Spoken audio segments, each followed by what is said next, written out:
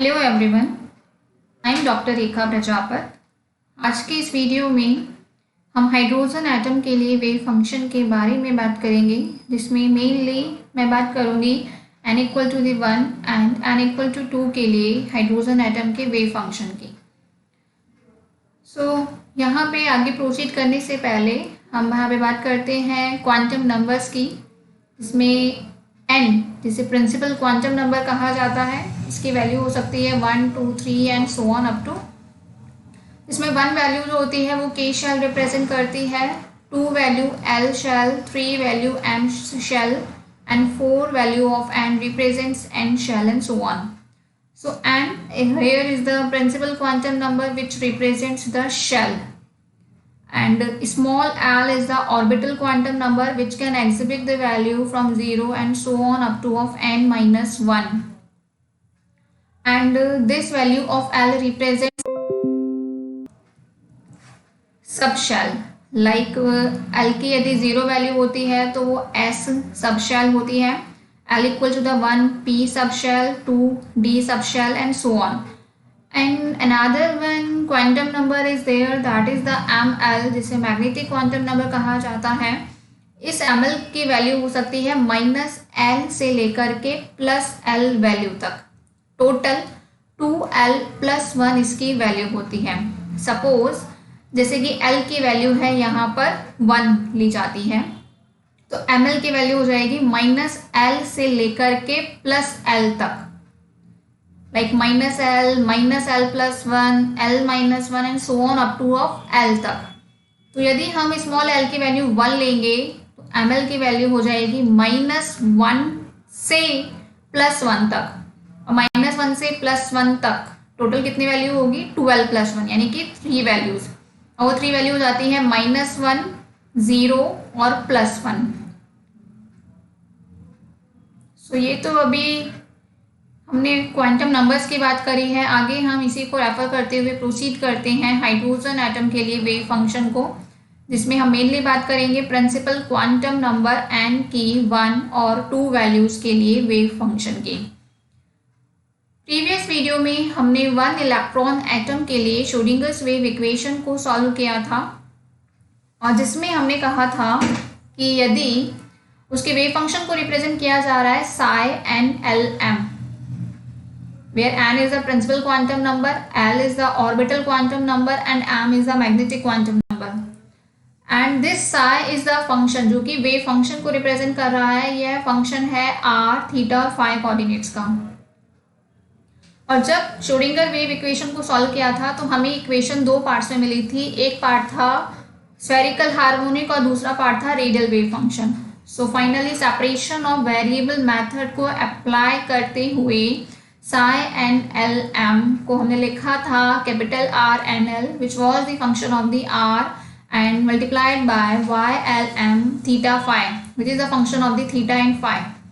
So यहाँ पे हम देख सकते हैं कि इस इक्वेशन में जो R n l है उसको रेडियल वेव फंक्शन मीन्स त्रिज्यीय तरंग फलन कहा जाता है, और जो y l m theta phi है इसे स्फेरिकल हार्मोनिक मीन्स गोलीय हार्मोनिक कहा जाता है।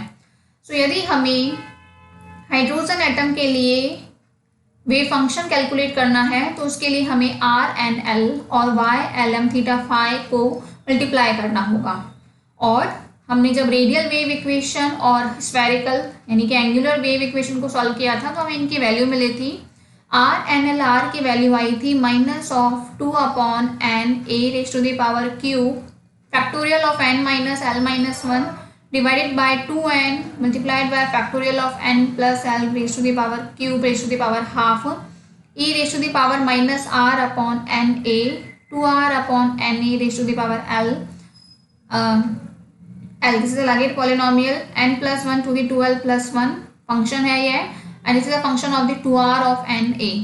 और स्फेरिकल हार्मोनिक को जब सॉल्व किया गया था तो इसकी वैल्यू आई थी am multiplied by 2l minus 1 factorial of l minus mod of m divided by 2 multiplied by factorial of l plus mod of m raised to the power half pl mod of m cos theta, यानी plm जो function है वो cos theta का function है। यहाँ पे यदि n की वैल्यू 0 से ज़्यादा होती है तो am होगा -1 raised to the power m, और यदि m की वैल्यू 0 से कम होती है सो उस कंडीशन में am की वैल्यू 1 के इक्वल होती है। सो देखिए अभी मैं यहाँ यह कह रही हूँ कि हमें जो वेव फंक्शन निकालना है वो हमें n इक्वल टू दी 1 और 2 वैल्यू के लिए फाइंड आउट करना है। सो n इक्वल टू दी 1 और 2 वैल्यू के लिए जब हमें वेव फंक्शन साई कैलकुलेट करना है तो सीरीज में हमें यहाँ पे जो हमारा रेडियल वेव फंक्शन है और जो स्फेरिकल हार्मोनिक है इसमें हमें n की वैल्यू हमें 1 रखनी होगी करस्पॉन्डिंग l की वैल्यू और ml की वैल्यू हमें मिलेगी। और similarly n equal to the 2 के लिए हमें करस्पॉन्डिंग l और ml की वैल्यू हमें यहाँ मिलेगी। यहाँ पर जो a है that is the Bohr radius and that is equal to the h cross square divided by m e square. n is the principal quantum number जिसे हम कहते हैं मुख्य क्वांटम संख्या, l ऑर्बिटल क्वांटम नंबर कक्षीय quantum संख्या and ml is the magnetic quantum number चुंबकीय quantum संख्या।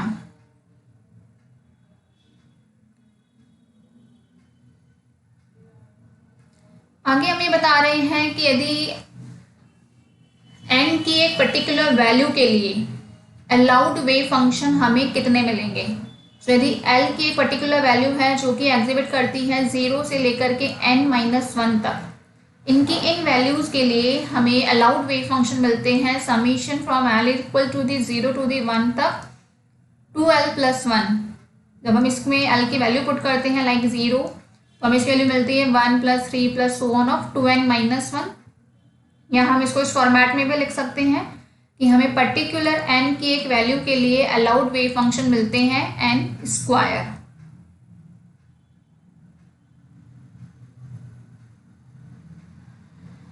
आगे हम ये देख सकते हैं कि हमने n की अलग अलग वैल्यूज के लिए हमने n की जब हम 1 वैल्यू लेते हैं तो l की वैल्यू होती है n-1 तो यहाँ 0 हो जाएगा और m की वैल्यू होती है -l से लेके +l तक मीन्स 0। सो ये अभी हम टेबुलर फॉर्म में देख सकते हैं कि n की 1 वैल्यू के लिए l is equal to the 0 and m is equal to the 0। और अभी हमने जो ऊपर यहाँ पे radial wave function r and l और spherical harmonic y lm theta phi की जो इक्वेशन देखी है, इन इक्वेशन में जब हम n equal to the 1 l equal to the 0 और m equal to the 0 put करेंगे तो हमें r एन एल और y एल एम की वैल्यू हमें मिलती है। तो यहाँ पे हमने डायरेक्टली उनकी वैल्यू रखी है। r एन एल की वैल्यू हो जाती है 2/√a³ e⁻⁻r a0 और y l M theta phi की वैल्यू होगी 1/√4π। जब बात की जाती है n की 2 वैल्यू के लिए तो हम कहते हैं कि यदि n बराबर 2 है या फिर n के एक पर्टिकुलर नंबर के लिए l की वैल्यू होती है 0 से लेकर के n-1 तक तो 0। तो यहाँ पे हम देख सकते हैं जब n की वैल्यू 2 है तो l की वैल्यू होगी 0 और 1 और जब l की वैल्यू 0 है तो करस्पॉन्डिंग n की वैल्यू क्या होती है -l से +l तक यानी कि 0 होगी और जब l की वैल्यू 1 है तो ml की वैल्यू होगी -l से लेकर के +l तक यानी -1 से लेकर के +1 तक। तो यहाँ देख सकते हैं -1 0 और +1 तीन वैल्यू l की 1 वैल्यू के लिए हमें ml की 3 वैल्यूज मिलेगी और वो 3 वैल्यूज होगी -1 0 और +1। तो ये फर्स्ट यहाँ पे हमने 0 के लिए लिखा है और लास्ट में +1 -1 दोनों के लिए लिखा है। सो जब n इक्वल टू द 2 है l इक्वल टू द 0 है m is equal to the 0 है उस कंडीशन में r एन एल r की वैल्यू मिलती है 1/8a³ multiplied by 2 - r/a0 e⁻⁻r/2a0 और साथ ही स्फेरिकल हार्मोनिक की वैल्यू आती है 1/√4π। For n equal to the 2 l equal to the 1 और m equal to the 0 r and l will be equal to the 1/24a³ r/a e⁻⁻r/2a और y lm theta phi यानी कि spherical harmonic की value आती है √3/4π cos theta. And for n equal to the 2 l बराबर 1 और m is equal to the +-1 r and l r की value होगी 1/24a³ into r/a e⁻⁻r/2a y L M theta phi की value होती है माइनस ऑफ प्लस माइनस, हम जब हमने ऊपर लिखा है तो इसका मीनिंग है यहाँ पर कि ये वाली जो वैल्यू है ये बता रही है एम की प्लस वैल्यू के लिए। So it will be equal to the under root of the 3/8 pi sine theta e raise to the power of plus minus of iota phi. So n की 1 और 2 वैल्यूज के लिए यहाँ पे हमारे पास में आर एन एल है और y L M theta phi है। जब इन दोनों को मल्टीप्लाई कर दिया जाएगा तो हमारे पास में फाइनल वेव फंक्शन हमें मिलता है। सो यहाँ पे हम फर्दर देख सकते हैं इनको जब हमने मल्टीप्लाई किया। So this is the wave function for the hydrogen atom for the value of n equal to the 1 and 2।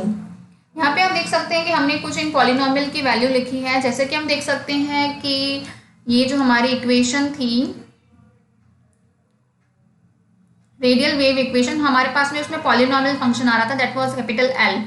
इसकी वैल्यू हम एक जनरल फॉर्मूला से रिप्रेजेंट कर सकते हैं। तो यहाँ पे हमने कैलकुलेट किया like L11 it is equal to the -1 so on.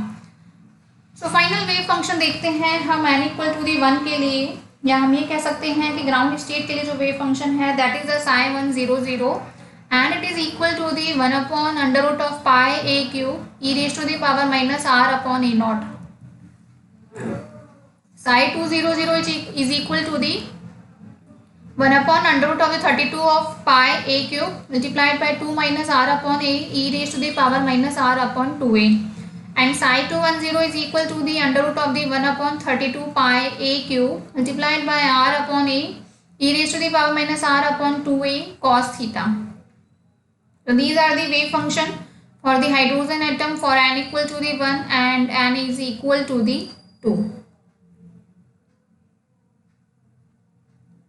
Now I am explaining about the probability in the volume dV। यदि अगर हमें यहाँ पे एक dV वॉल्यूम में इलेक्ट्रॉन के पाए जाने की प्रोबेबिलिटी हमें यहाँ बतानी है, तो उसका फॉर्मूला दिया जाएगा magnitude of psi n l m which is the function of the r theta phi magnitude of square dV। So यहाँ से हम psi n l m r theta phi को जब हम लिखते हैं dV वॉल्यूम को स्फेरिकल कोऑर्डिनेट सिस्टम में, so then it will be written as in this form in mod of psi n l m r theta phi का whole square mod of phi square r square dr sin theta d theta d phi। अब यहाँ पे हमें इसका integration करना है। सो r की limit हम जानते हैं, थीटा की लिमिट होती है 0 से पाई तक और phi की लिमिट होती है 0 से 2 पाई तक। सो फाइनल एक्सप्रेशन हमारा इस फॉर्मेट में आ जाता है लाइक स्मॉल r स्क्वायर, यहाँ से हम इसको रेडियल पार्ट में ब्रेक कर सकते हैं क्योंकि हम जानते हैं कि psi n l m को हमने 2 पार्ट में डिवाइड किया था। एक पार्ट था रेडियल पार्ट और दूसरा पार्ट था स्फेरिकल हार्मोनिक, दूसरा y n l m theta phi और first one was r n l m। तो यहाँ पे जब हम इंटीग्रेशन कर रहे हैं r के रिस्पेक्ट में तो उसकी जगह हम लिखेंगे r square mod of r n l r का स्क्वायर dr। थीटा की बात करेंगे तो इंटीग्रेशन है 0 to the pi sine theta D theta, pi का करेंगे तो 0 to the pi D phi और स्फेरिकल हार्मोनिक है Y L M theta phi का होल स्क्वायर। सो इस प्रकार से उसके डी आर डिस्टेंस में इलेक्ट्रॉन के पाए जाने की probability that is the P R D R को लिखा जाएगा R square mod of R N L R का square D R integration for Y L M theta phi D omega. D omega here is the solid angle. यहाँ पे हम इन graph में देख सकते हैं अलग अलग n की वैल्यूज़ के लिए कि यदि n की वैल्यू 1 है तो उस कंडीशन में हम r1 0 की बात करेंगे क्योंकि r n l है। तो यहाँ से हम देख सकते हैं r/a के साथ में उनके हम यहाँ पे रेडियल वेव फंक्शन देख सकते हैं और क्योंकि हम यहाँ पे n इक्वल टू द 1 की बात कर रहे हैं सो n इक्वल टू दी 1 जिसमें हमें s स्टेट मिलती है और s स्टेट के लिए n बराबर 1 साथ ही l is equal to the 0 होता है। सिमिलरली ये जो सेकेंड ग्राफ है इसमें हम देख सकते हैं that this graph is plotted for the r21। r21 का मतलब n बराबर 2 है और l बराबर 1 है और ये हमें स्टेट मिलती है p स्टेट के लिए। सो this is the plot for the radial wave function r n l। Similarly n बराबर 2 वैल्यू के लिए सेकेंड केस एग्जिस्ट करता है that is for l is equal to the 0। So जब ये वाली स्टेट होती है तो उस कंडीशन में n बराबर 2 और l बराबर 0 के लिए s स्टेट एग्जिस्ट करती है and this is the graphical representation for the radial wave function.